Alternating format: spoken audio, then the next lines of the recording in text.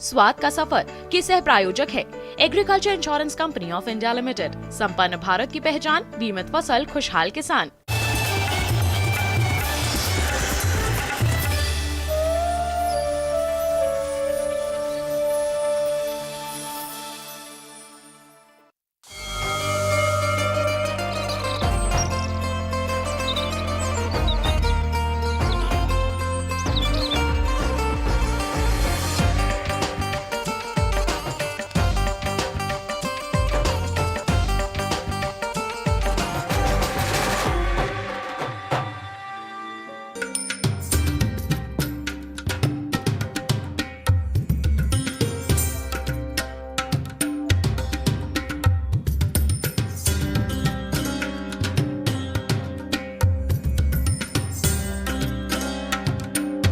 नमस्कार।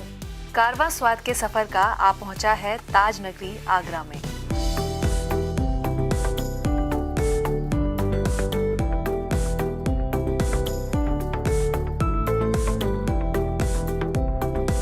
कहते हैं किसी शहर का मिजाज वहां की आबो हवा में घुला होता है। उस हवा को महसूस करो तो शहर की नब्ज पकड़ में आ ही जाती है। ताज के नजदीक आते ही मोहब्बत का रंग नसों में घुल सा जाता है। तो आइए इसी एहसास के साथ शुरू करते हैं सफर आगरा के जायके का। ताजमहल भारत में ही नहीं बल्कि पूरे विश्व में ऐतिहासिक धरोहर के रूप में जाना जाता है, जो न सिर्फ मुमताज और शाहजहां के बेपनाह मोहब्बत की निशानी है, बल्कि अपनी भव्य निर्माण शैली और सूक्ष्म कारीगरी का बेजोड़ मिश्रण है।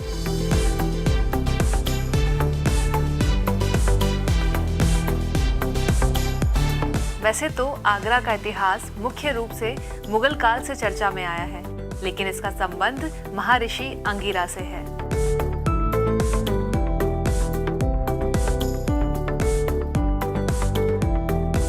आज आगरा देश के सबसे प्रमुख पर्यटक स्थलों में शुमार है।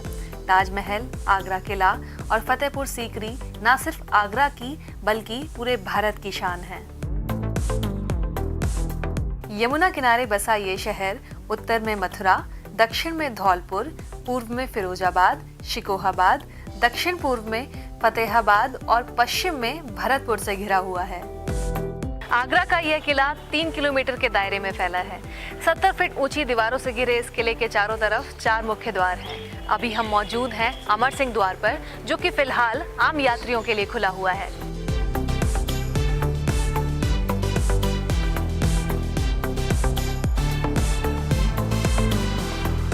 मुगलों द्वारा निर्मित सबसे खास स्मारकों में से एक है। यह मुगल शैली की कला और वास्तुकला का एक आदर्श उदाहरण है।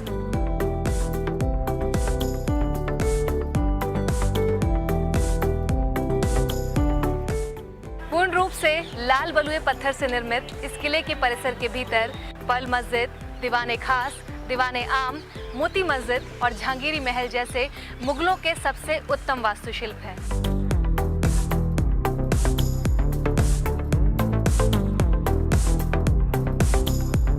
इस किले की संरचना को धैर्य और कड़ी मेहनत के लिए जाना जाता है।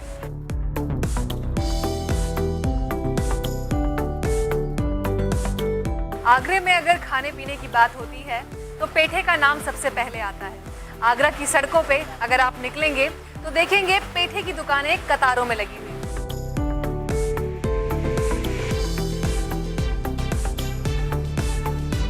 आगरा पेठे के लिए जाना जाता है और उसी तरह से काफी फ्लेवर्स आपको मिलेंगे आगरा में आकर। आगरा शहर जितना अपने पर्यटन के कारण जाना जाता है, उससे भी अधिक मजबूत है यहाँ की कारीगरी, कला, स्वाद और सुगंध यहाँ के पकवानों की। तो इस शहर के सफर के बाद अब हम बात कर रहे हैं इस नगर के प्रथम नागरिक जिलाधिकारी प्रभु नारायण सिंह जी से। सर, बहुत बहुत स्वागत है आपका। Thank you so much. Agra को लेके आपका क्या नज़रिया है?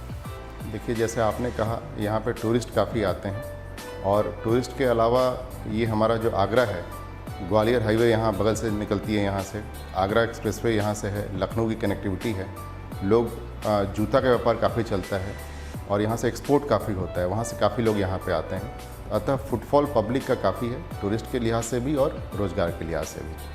जी, और कुछ ऐसे नए डेवलपमेंट, कुछ हाल फिलहाल में हुए नए विकास के बारे में बताइए। पिछले लगभग 1.5 साल से हम लोग, कोविड की चुनौती सबसे बड़ी है यहाँ पे, लेकिन इस बीच 8,500 करोड़ के आसपास का आगरा मेट्रो का काम यहाँ स्टार्ट हुआ और अभी यह काम काफ़ी तेज़ी से चल रहा है। इसके अलावा स्मार्ट सिटी का काम चल रहा था, वो भी काफ़ी गति से पूरे इंडिया में सबसे नंबर 1 अभी उभर के आया है, हमारा काम चल रहा है। इंफ्रास्ट्रक्चर के अलावा जो हमारी बेनिफिशरी ओरिएंटेड स्कीम होती हैं, पब्लिक डिस्ट्रीब्यूशन सिस्टम जो हमारा है, बहुत अच्छा काम हुआ उसका। इनफैक्ट कोविड काल में जो हमारे यहाँ के ऐसे 6 लाख के आसपास गरीब परिवार है, उनको फ्री राशन दिया गया, इससे उनकी रोजी रोटी चल पाई। इसके अलावा हम लोगों ने जो यहाँ पे हमारे कीठम झील है, इसके अलावा वेटलैंड है एक यहाँ पे, उस पर काम चल रहा है और बहुत ही जल्दी, जिस प्रकार भरतपुर काफ़ी आगे आया है, उसी तरह यहाँ भी वेटलैंड्स में काफ़ी बर्ड्स आ रही हैं, इसको प्रोटेक्ट किया जा रहा है। अच्छा, कुछ यहाँ का कल्चर, खान पान हमने देखा, पर कुछ हम आपसे जानना चाहेंगे यहाँ के कल्चर और कुछ खान पान के बारे में। ट्रेडिशनली यहाँ इनले वर्क, खासकर संगमरमर पे काफ़ी काम होता है और आप फतेहपुर सीकरी के गांव में आसपास में काफ़ी कारीगर हैं और ट्रेडिशनल कई सालों से पीढ़ी दर पीढ़ी वो काम करते हैं। इसके अलावा हमारा जो जूता का व्यापार है यहाँ पे, काफ़ी अच्छे कारीगर हैं और आसपास ही हैं। यहाँ पे एक्सपोर्ट काफ़ी होता है और जितने भी हमारे कारीगर हैं यहीं अपना काम करते हैं, उनकी रोजी रोटी चलती है। इनफैक्ट कोविड में जबकि काफ़ी लोग बाहर जाके काम करते हैं, हमारे यहाँ आगरा में ही इनको रोज़गार मिलता है, तब बाहर जाना नहीं पड़ता है। तो बात चाहे कल्चर की हो या आगरा के स्वाद की, आगरा का कोई तोड़ नहीं। बहुत बहुत शुक्रिया सर आपका हमारे साथ इस खास बातचीत के लिए। Thank you so much. तो चलिए लेते हैं एक छोटा सा ब्रेक।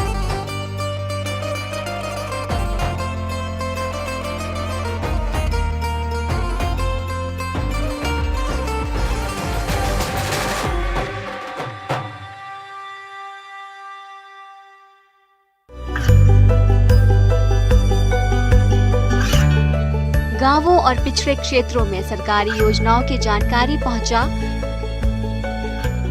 देश में कौशल और क्षमता विकास कर ग्रामीणों को सामाजिक बदलाव और विकास से जोड़ने की दूरदर्शन किसान की पहल चौपाल चर्चा देखें सोमवार से शुक्रवार सुबह 9 बजे।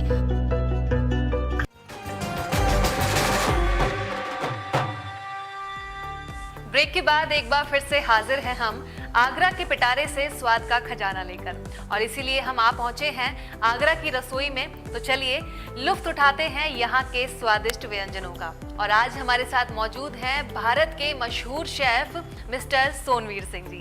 नमस्कार सोनवीर जी। नमस्कार। बहुत बहुत स्वागत है आपका हमारे इस कार्यक्रम में। Thank you. तो सोनवीर जी हमें बताइए कि क्या बनाकर खिलाने वाले हैं आज आप हमें? आज हम बनाएंगे चाट पापड़ी, तफी मशहूर यहाँ का, हमारे यहाँ का, और विद फ्रूट्स के साथ में। देन इसके बाद फिर हम यहाँ बेड़ई विद पोटैटो भाजी के साथ में वो बनाएंगे। फर्स्ट ऑफ ऑल हम चाट पापड़ी बनाएंगे। तो हम चाट पापड़ी, तो भी चाट पापड़ी का नाम सुनते ही तो सबके मुंह में पानी आ जाता है। तो आज उसकी रेसिपी भी हम आपको बताने वाले हैं। तो चलिए शुरू करते हैं। हाँ, हम चाट पापड़ी के लिए हमने ये इंग्रेडिएंट्स यहाँ पे इकट्ठा किया हुआ है। जैसे ये है चॉप धनिया, देन ये आपका chaat masala, red chilli powder and cumin seeds, salt, green chilli and chickpeas boiled है, और टमाटोज एंड चॉप पोटैटोज जी, सम ये pomegranate and mangoes and 2 types of chutneys, जी। ग्रीन चटनी, रेड मिर्च and salt, sweet and salty. Sonveer ji ने पहले से कुछ तैयारियां की हुई हैं। यहाँ उबले हुए आलू, टमाटर, छोले, कटी हुई हरी मिर्च और कुछ मसालों के साथ यहाँ तैयारियां जो कि पहले से हो चुकी हैं। तो चलिए इसे आगे बढ़ाते हैं और जल्दी से चाट पापड़ी की रेसिपी हम यहाँ पे शुरू करते हैं। हाँ जी, हम स्टार्ट करते हैं। सबसे पहले हम चाट पापड़ी लेते हैं पीसेस 2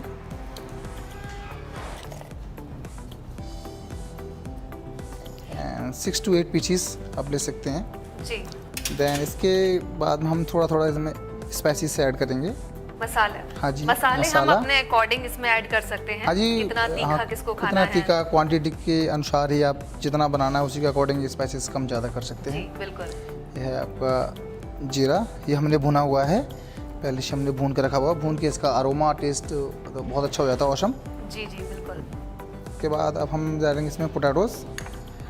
तो इससे उबले क्या हुए है, आलू हाँ, जो कि उबले पहले वाले से उबाले गए हैं, पहले से उबाले ये हैं हम और इसमें हमने mix करेंगे। इसे छोटे छोटे पीसेस में इनको हमने काट के रखा हुआ है ताकि बाइट करने में इजी हो। और चाट पापड़ी ऑलरेडी पहले से ही अपनी क्रिस्पी रहती है, बाकी क्रिस्पीनेस और ये सॉफ्टनेस दोनों का ट्विस्ट डिफरेंट रहेगा। ये है काबली चनास, ये हमने उबले हुए काबली चना है, उबाल के रखे हुए हैं पहले से ही। तो ये है ये कटी हुई चने हरी भी मिर्च। पहले से उबाले हुए हाँ हैं जी आप। मैम, चने भी हम पहले से उबाल के रखते हैं इसमें सब चीज़ करने के लिए। देन हम इसमें ये चटनी है मिंट चटनी, मिंट और स्पिनिच, सब कुछ स्पाइसेस और लेमन जूस के साथ में इसको हम लोग मिक्सी में पेस्ट करके पीसते हैं। देन इसमें ये कुछ भी चटनी आपके द्वारा बनाई हाँ, गई ये है। चटनी भी हमने फ्रेश ही बनाई है। तो इसमें पुदीना और पालक और धनिया तीनों चारों चीज़ों को इनको मिला के इनको हमने मिक्सी में पेस्ट किया है। पेस्ट करने के बाद फिर हम इसमें कुछ सीजनिंग करते हैं, जैसे स्पाइसेस ऐड करते हैं तो उसका टेस्ट हो जाता है एकदम चटपटा। ये है सौंठ चटनी, सौंठ सौंठ चटनी, बोलते हैं जो हमारे कि यहाँ पे। ये हाँ देखने में मुझे बहुत ही हाँ जी, बहुत ही यमी लग रही है। तो ये भी यम्मी। आपने खुद ही तैयार की है। हाँ जी, ये भी हमने यहाँ पे खुद ही तैयार किया है। इसके साथ में हमने कुछ कैश्यू नट भी ऐड किए हैं। आप जो भी ड्राई नट्स हैं आप इसमें ऐड कर सकते हो, जैसे फिग है, अंजीर है, रिजीन्स या किशमिश वगैरह ऐसा कुछ है, तो आप कोई भी ड्राई नट्स इसमें ऐड कर सकते हो और हैवी हो जाएगा, अच्छा हो जाएगा। तो ये चटनी अगर हम खुद घर में बनाएं तो उसका स्वाद और बढ़ जाता है। हाँ जी, ये हाँ जी, चटनी बनाने में कितना टाइम लग जाता है? चटनी बनाने में इसको कम से कम नहीं तो आप उसको बनाएंगे तो 1 से या 1.5 आवर लगेगा। अभी ये इतना थिक हो गया है तो उसी कंसिस्टेंसी बन जाएगी। फिर इसमें कुछ स्पाइसेस होते हैं, जैसे आपका सौंठ पाउडर आता है, आप पाउडर उसमें ऐड कर सकते हो, और रेड चिली पाउडर, हल्का आपको तीखा रखना है तो तीखा भी आप इसमें रेड चिली ऐड कर सकते हैं तो बिल्कुल, और अच्छा वो हो जाता है स्वाद के उसमें, अनुसार। स्वाद के अनुसार। और इसमें थोड़ा थोड़ा ऐड करेंगे। अगर खाना स्वादिष्ट हो उसके साथ साथ स्वादिष्ट और खूबसूरत I दिखे तो feel खाने का मजा और बढ़ जाता है। Right ma'am. अभी इसको हम और खूबसूरत बनाएंगे। आई फील ये है कर्ड, इसको हमने स्वीट किया हुआ है और इसकी जो कंसिस्टेंसी होने के लिए जितना ये इतना स्मूथ दिख रहा है, इसको करने के लिए पहले हम विस्क करते हैं। जितना अच्छा विस्क करेंगे इसके इसमें हम कुछ शुगर भी हल्का सा इसमें हम ऐड करते हैं। अब इसको हम कर्ड से इसको चाट पापड़ी को थोड़ा सा कवर करेंगे। हाँ, ज़्यादा स्वीट नहीं करते, जो खट्टा मीठा रहता है तभी चाट पापड़ी का जी, बिल्कुल। टेस्ट अच्छा होता है। तो बस कुछ ही देर में चाट पापड़ी हमारी अब बनकर इसको- तैयार होने वाली है। अभी इसको हम प्रेजेंट करेंगे सॉस के साथ में। अब इसमें सॉस विद कैश्यू नट के साथ में सॉस डालेंगे, इससे जो और लजीज हो जाएगी खाने में, जी बिल्कुल। यमी।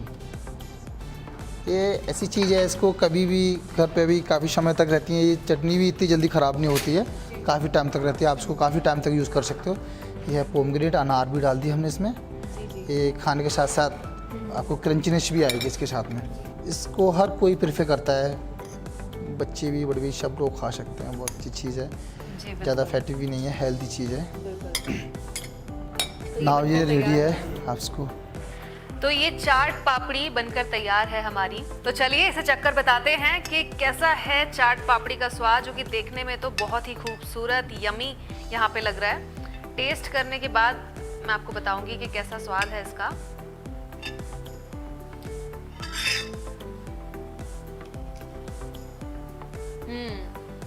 बिल्कुल मज़ेदार, दिखने से ज़्यादा खाने में और भी खूबसूरत, मज़ेदार और बहुत ही आसानी से बनने वाली recipe. Thank you so much. तो अभी कहीं नहीं जाइएगा क्योंकि एक और स्वादिष्ट डिश आप बनाने वाले हैं, बेड़ई भाजी। बेड़ई भाजी। तो चलिए शुरू करते हैं इसकी भी रेसिपी। आटा लिया हमने और इसमें सूजी ऐड किया हुआ है, कुछ हमने इसमें मेथी भी डाला हुआ है, उसकी खुशबू रहती है खाने के साथ साथ, खुशबू भी बहुत अच्छी रहती है।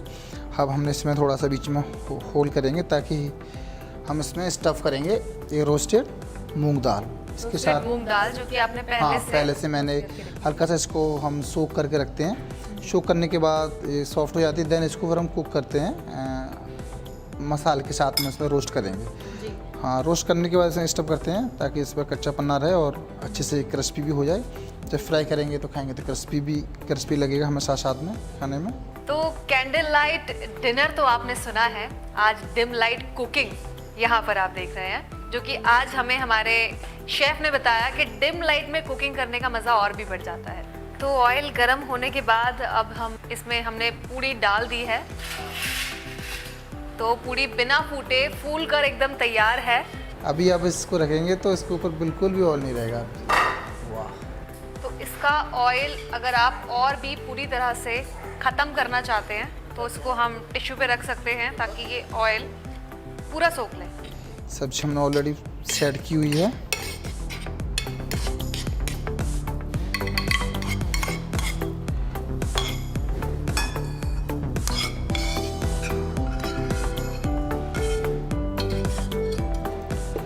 इसके ऊपर हम थोड़ा सा धनिया डालेंगे। बिल्कुल, एक बार फिर धनिया, से इसको एक पोटैटो की सब्जी में खूबसूरत सी धनिया। फिनिशिंग देने के लिए हम इस पर डालेंगे चॉप्ड धनिया, हरा कटा हुआ धनिया। बारीक धनिया। ये आप उसको आप टेस्ट कीजिए। तो ये बिल्कुल तैयार है। हाँ, अब इससे रेडी है। तो चलिए मैं इसको एक बार फिर से आपको चेक कर बताती हूँ कि अब ये पेड़ई भाजी कैसी बनी है। और ये पूड़ी जो कि फूल कर एकदम बहुत ही खूबसूरत सी लग रही है, तेल बिल्कुल भी इसके अंदर नहीं है। तो चलिए टेस्ट करते हैं पेड़ई भाजी का।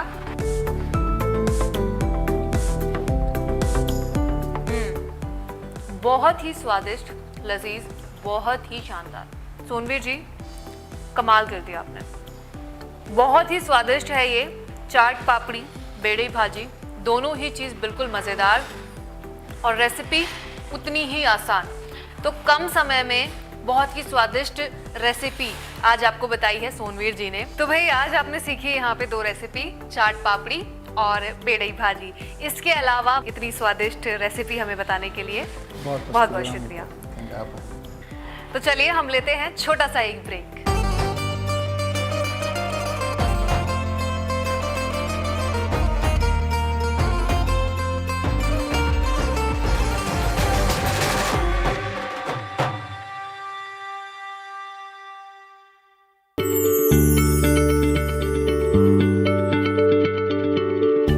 क्या आप किसी बीमारी से परेशान हैं? चाहते हैं डॉक्टर की सलाह? तो हम हैं आपके साथ, बताएंगे आपको जीने की राह।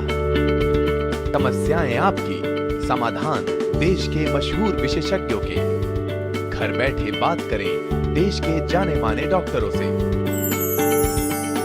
हमारे लाइव प्रोग्राम स्वस्थ किसान में हर शनिवार शाम 6 बजे से 7 बजे तक।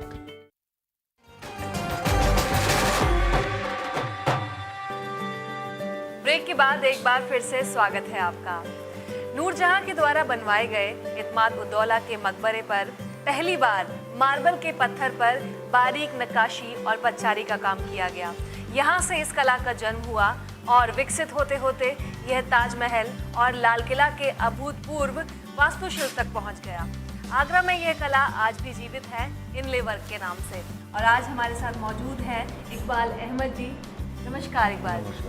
तो इकबाल जी, आगरा शहर में तो ये पच्चारी का काम बहुत ही फेमस है। आगरा से बाहर आप क्या कहते हैं कि ये कला आगरा से बाहर कितनी ज़्यादा फेमस है? नहीं, है तो पूरी दुनिया में ही फेमस है। आगरा में नहीं है, पूरी दुनिया में फेमस है। जब ताजमहल देखने लोग पूरी दुनिया से आते हैं तो उनको सबको मालूम है और देखते हैं तो सब लेगा, ये तो कहते हैं फिर वाह ताज सारा। हाँ, इसको देख के ही तो बोलते हैं वो फिर। तो ये बारीक नक्काशी जो इस पे की जाती है इस पत्थर पे, इसके लिए कितनी कड़ी मेहनत या फिर किस तरह की चीज़ों का उपयोग इसमें किया जाता है? इसमें पहले तो सारा हाथ से ही होता था ये काम, पूरा हाथ का काम। और अब थोड़ा सा थोड़ी मशीनें इस्तेमाल करते हैं और थोड़ा उसमें हाथ, आधा काम उसका मशीन आ रही है काम में और आधे में हम हाथ से करते हैं काम। ये है और करते हैं उससे, ये हाथ से ज़्यादा काम है। इसमें ज़्यादा कोई मशीन नहीं है जो पत्थर के अंदर पूरा काम मशीन कर दे। इसमें थोड़ा काम हाथ से किया जाता है और कुछ काम मशीन में। हाँ, वो हेल्प मिल रही है हमें थोड़ी सी, नहीं तो इससे कोई हेल्प नहीं थी पहले।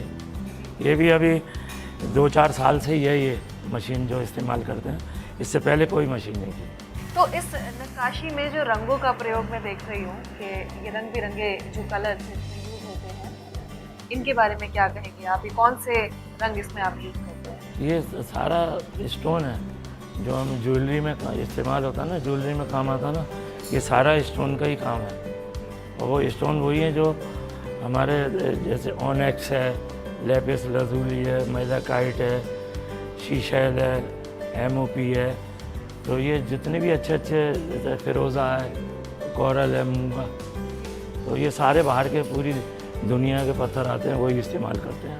तो ये पत्थर बाहर से मंगवाए जाते हैं या इनमें से कुछ पत्थर हाँ। आगरा में भी पाए जाते हैं? नहीं, बाहर से आते हैं जयपुर, जो एक्सपोर्ट इम्पोर्ट करते हैं ना, जयपुर है, बम्बई है, दिल्ली है, वो करते हैं एक्सपोर्ट इम्पोर्ट, और हम उन्हीं से ही लेते हैं। हम जो है वहाँ से जो चीज़ हमें चाहिए ना, जो हमें इस्तेमाल के लिए, जो हमें पत्थर लगाने हैं, वो हम जयपुर से लाते हैं। तो इकबाल जी, आपको क्या लगता है इस कला को संरक्षित करने के लिए और इस कला को आगे बढ़ाने के लिए क्या क्या प्रयास होने चाहिए? इसके लिए तो हमें बहुत ज़्यादा मेहनत करनी पड़ेगी, और हमें फिर यानी कि जो भी सीखने वाले हैं वो हमारे पास आने चाहिए।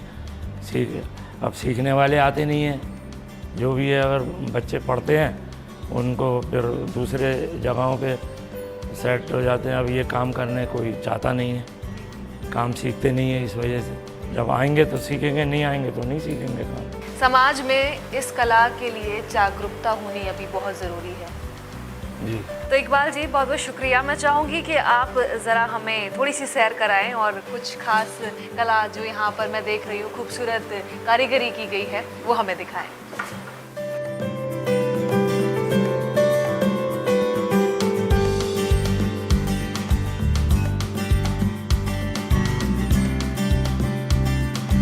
इकबाल जी, तो मुझे बताइए सबसे पहले कि ये जो देखने में बहुत ही खूबसूरत लग रहा है, इसे हम क्या बोलते हैं और ये क्या अभी यहाँ पे बनाया जा रहा है? ये अभी इसकी फूल पत्तियाँ बनाई हैं, जो इसमें जैसा पत्थर है ना, पत्थर के हिसाब से इसमें डिज़ाइन डाला है। और इसके बाद अभी ये जो पत्तियाँ, फूल पत्तियाँ जो बनाई हैं स्टोन की, ये इसमें सेटिंग कर रहा है अभी। इसको सेटिंग हो जाएगी तो फिर इसके बाद इसको हटा देंगे, फिर इसकी खुदाई होगी पत्थर की खुदाई के बाद फिर इसको इसी में ही डाल देंगे, इसकी आउटलाइन करके इसकी खुदाई करके। ये है ना, इससे आउटलाइन करेंगे इसको, और आउटलाइन करके फिर सब हटा देंगे इनको। उसके बाद ये जो डिज़ाइन है जो बनाया गया है, इसके अंदर जी इसको डाला जाएगा। हाँ, ये जो है तो इसमें मैं देख पा रही हूँ कि रंग बिरंगे जो कि पत्थर हैं, अलग अलग पत्थर का प्रयोग यहाँ किया गया है। ये कौन से पत्थर का प्रयोग? ये ऑनेक्स है। ये ऑनेक्स है। अच्छा, और यहाँ पर ये कौन सा पत्थर है? ये नीले रंग, लैपिस है। मतलब ये कारीगरी होने के साथ साथ पत्थरों की जानकारी होना भी बहुत ज़रूरी है। ऐसा है कि जयपुर से और जयपुर से, दिल्ली से, बम्बई से मंगाए जाते ये हैं। सब अलग वो अलग लोग प्रकार एक्सपोर्ट के करते हैं, हम वहाँ से हमें जितना चाहिए, किलो 2 किलो 500 ग्राम वो हम ले आते हैं अपने। जी जी जी।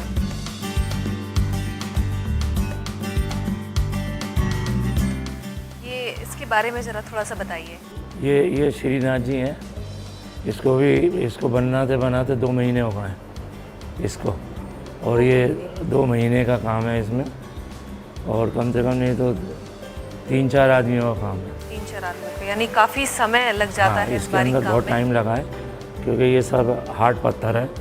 इसमें सारा ऑनेक्स है, ये लैपिस है, इसमें ये रोज क्वार्ट्स है, शीशेल है, ये येलो ऑनेक्स है।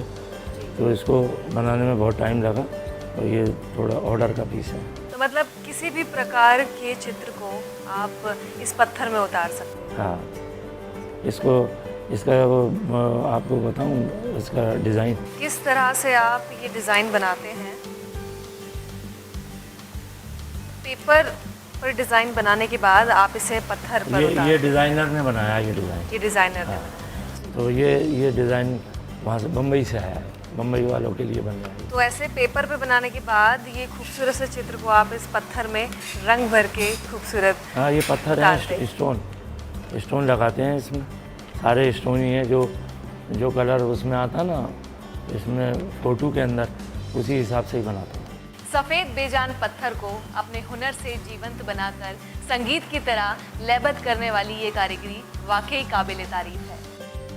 भारत में खूबसूरत मूर्तियां हों या निजी अथवा व्यापारिक स्थान, इस कारीगरी की बारीकी इसे सजीवता का रूप दे देती है। इकबाल जी, आपका बहुत बहुत शुक्रिया इस खूबसूरत कला से हमें रूबरू कराने के लिए।